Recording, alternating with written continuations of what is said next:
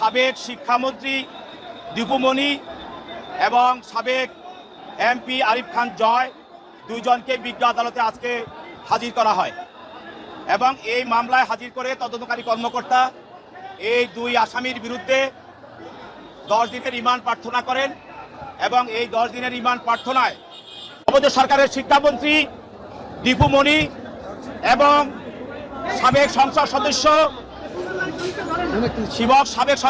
সংসদ সদস্য জয়